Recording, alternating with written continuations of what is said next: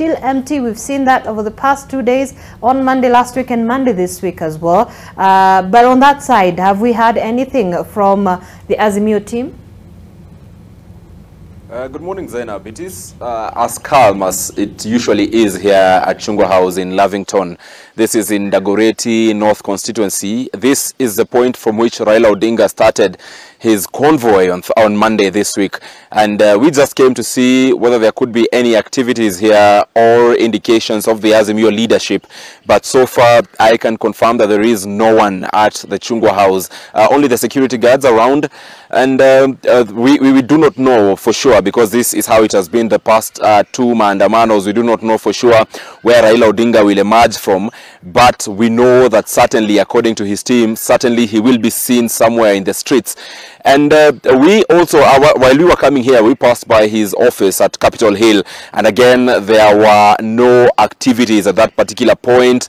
The past 2 weeks, we have been going to his current home, which should be our next stop, to also see any activity there. But so far, at this particular hour, it remains calm, business as usual here in Lavington.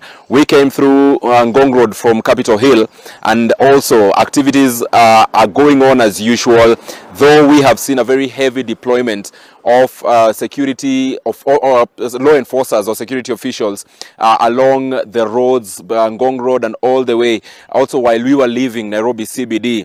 Now, Zainab, we do not have the program for Raila Odinga, because the past Maandamano on 20th of March and also on Monday, which was the 27th, he did not give a program on where he will be going. He has just been emerging from a certain point. So today we also do not know where he will emerge from, but my own speculations, and this is owing to the places he visited last week on Monday and this week on Monday, because last week, remember, he took the Isili way and went all the way to Mathare, covering Kamkunji constituency as well as Mathare constituency, and passing slightly in Ruaraka constituency. Then on this particular Monday, he went through Kawangware all the way through Naivasha Road to Kibra, which he covered Dagoretti North and Kibra constituency, and slightly again passing through Langata. My projection, which again I repeat is not confirmed, my projection is that Raila Odinga may today decide to take the Embakasi route.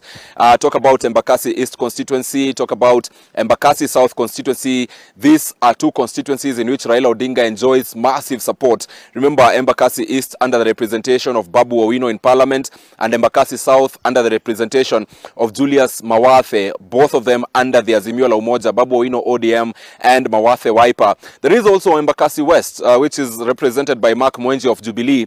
Much as I saw him amongst the leaders in State House with other Jubilee leaders, those are areas in which traditionally Raila Odinga has been enjoying support.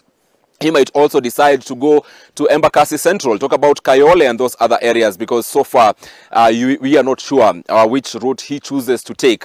But just in case he goes those routes, he might again decide to go through Mukuru, which is in Starehe constituency, because Raila Odinga has really faced lots of challenges in terms of accessing the Nairobi CBD. He may decide to take his campaign to those areas of Nairobi, and we will have our eyes on him. However, he might also decide, and I repeat, Zainab, that this is not a program shared by the Raila Odinga team. These are my own projections, owing to how he has been moving the past 2 days of demonstrations. He might also decide to face or bite the bullet and get into the CBD, or go the ultimate target, which was to access State House, because President William Ruto is back in the country. Remember, last week on Monday, he was not in, and Raila Odinga stated that they had petitions that they needed to present to State House. That was according to that letter by Wycliffe Oparanya to Inspector General of Police Japhet Koome, while informing or notifying the police that they will be conducting demonstrations every Monday and Thursday moving forward.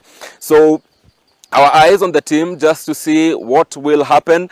This particular time, last week we saw the last demonstrations on Monday.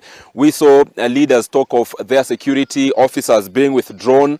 That we could not confirm, but that was what was said by a couple of leaders, including Minority Leader in the National Assembly, Opiyo Wandayi, who had actually in the previous week been arrested and arraigned in court. So we keep an eye on all Azimio leaders and what will be happening. We also have our eyes just just to know what came out of that meeting between Raila Odinga and the Senator for Delaware from the United States, that is Chris Andrew Coons. Remember, this is the very man who around elections time met Raila Odinga, William Ruto, and then President Uhuru Kenyatta, and it was largely said that he had come to urge them to accept the results as they were, and also the Supreme Court decision of August last year.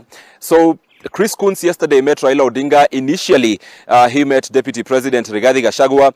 We saw from Rigathi Gachagua's tweet that they were talking about development. However, while speaking to religious leaders drawn from Kibra, Raila Odinga stated that foreign countries should stay away of Kenyan matters. And remember, Raila Odinga said these words only hours to his scheduled meeting with Chris Coons, perhaps an indication that he knew or he could foretell what Chris Coons had on his agenda in his meeting with him. Later on, they met at with Raila Odinga here in Nairobi, and the communication that came from Raila Odinga is that he met Chris Coons and that they spoke about several issues, including enhancing democracy, and that they will keep all communications channel available. However, sources are close to Raila Odinga state that these particular demonstrations and what is happening in the country could be part of the agenda that the Senator for Delaware came to bring here in Kenya. Remember, the Senator for Delaware is said to be a close ally of U.S. President Joe Biden, and having personally confirmed, because Chris Coons confirmed in September of 2022 in the website of the U.S. Senate that the elections was part of his assignment when he was here the previous time, then it may not it may actually be true